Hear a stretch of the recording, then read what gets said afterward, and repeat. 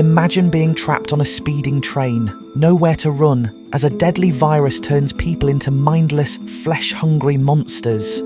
You're watching your loved ones transform before your eyes, and every second you hesitate, someone else dies. This is Train to Busan, a non-stop thrill ride of terror, sacrifice, and gut-wrenching decisions. But what if I told you that beneath the chaos, this film also explores humanity's darkest instincts, selfishness, greed, and even the horrifying truth about who deserves to survive? Stick around, because this isn't just another zombie movie. This is Train to Busan, explained. Seok-woo is the kind of man who only looks out for himself. A high-powered fund manager, he puts work over family and barely acknowledges his young daughter, Soo-an. His long hours at work mean that Soo-an is often left feeling neglected. She is quiet, observant, and mature beyond her years, often understanding more than her father gives her credit for. Her only wish for her birthday is to visit her mother in Busan, whom she hasn't seen in months. At first, Seok-woo refuses, believing she'll get over it. But when he sees a heartbreaking video she recorded, in which she says she feels lonely and unwanted, guilt overtakes him. He reluctantly agrees to take her on the KTX bullet train early the next morning. That's mistake number one. Before they even board the train, subtle signs of chaos emerge. Emergency vehicles are scattered through the streets, newscasters speak with growing urgency about riots breaking out, and in an unsettling moment at the train station, a man suddenly collapses in the background. The tension is mounting, but everyday life moves forward. The passengers are unaware of the impending disaster. Among them are a diverse mix of people, each with their own struggles and personal conflicts. A pregnant woman and her rugged yet kind-hearted husband, Sang-hwa, who jokes but clearly adores his wife. A high school baseball team full of energy and youthful camaraderie. Two elderly sisters who share a deep, almost telepathic bond.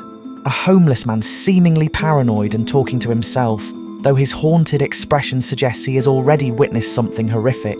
And Yong-suk, a high-ranking executive who sees others as disposable tools for his survival. Just as the train doors close, an infected woman stumbles inside, unnoticed. She collapses in one of the rear cars, her body convulsing violently. A stewardess rushes to her aid. Mistake number two. The passengers near her hesitate, unsure whether to intervene, but within moments, the infection takes over. Her body twists and contorts in unnatural ways. Her pupils dilate into a monstrous void. And then she rises, no longer human. The attack is swift and brutal, spreading like wildfire. One scratch, one bite is enough to turn a person in seconds. The infection rips through the train, transforming passengers into relentless, bloodthirsty creatures. Chaos erupts as people flee from the infected. Screams echo through the train as desperate passengers shove one another to escape the oncoming horde. Seok-woo and Soo-an barely escape into another car, slamming the door shut just in time. But in the panic, families are separated, lovers are torn apart, and those who hesitate are devoured in seconds. The zombie virus does not discriminate. It claims the rich and poor, the strong and the weak, with equal brutality. But he's not the only one making ruthless choices. Yong-suk, the businessman, aggressively pushes others aside, willing to sacrifice anyone to save himself. Meanwhile, Sang-hwa, the strong yet selfless husband, fights back against the infected, using his bare hands to protect his pregnant wife and fellow passengers. His strength and courage make him a natural leader, quickly earning the trust of others. The survivors realise that the zombies have one crucial weakness. They cannot see in the dark. This knowledge becomes their only advantage. Using it, Seok-woo, Sang-hwa, and a young baseball player named Yong-guk navigate through several train cars, fighting their way towards their loved ones. Each battle is brutal, raw, and terrifying. They use makeshift weapons, baseball bats, suitcases, and their bare fists just to survive another moment. As they advance, they encounter scenes of heartbreak and desperation. In one car, a father shields his young son, whispering reassurances even as the infection takes him. The boy, too young to understand, clings to his father's lifeless body. In another, a young woman cradles her bitten boyfriend, refusing to leave his side even as he begins to turn. There is no room for sentimentality. The survivors press forward, ignoring the pain and loss all around them. When they finally reach safety, the conflict among the living intensifies.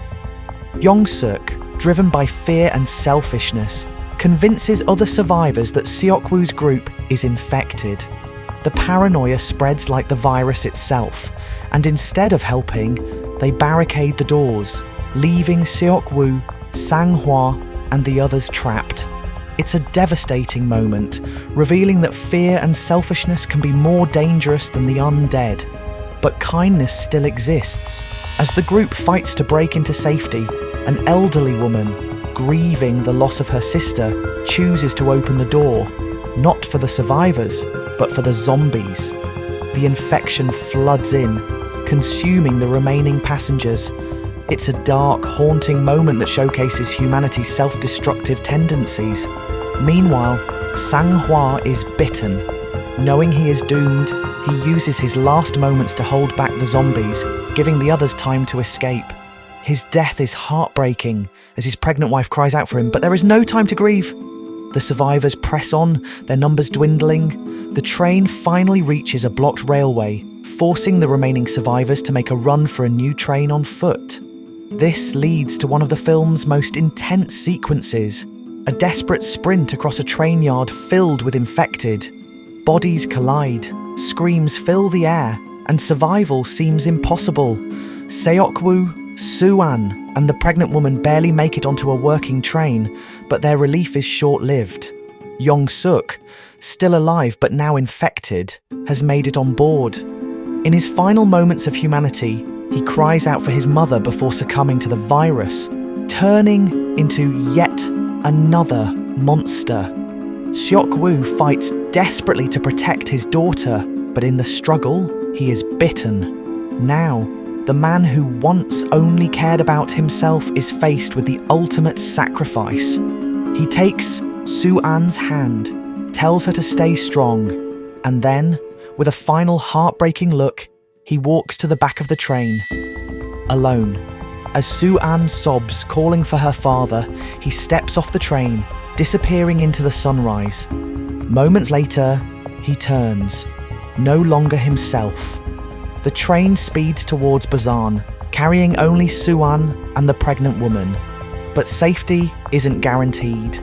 Soldiers stationed at the quarantine zone have orders to shoot anyone who might be infected. As Soo-an and the woman approach, they raise their guns, ready to fire. To them, these are just more infected. Then, Soo-an begins to sing. It's the lullaby her father never had time to hear. Her small, trembling voice pierces through the fear and uncertainty, proving that she is still human. The soldiers lower their weapons, and the screen fades to black. Train to Busan isn't just a horror film. It's a brutal, emotional, and deeply psychological take on human nature. Who do we become when the world crumbles?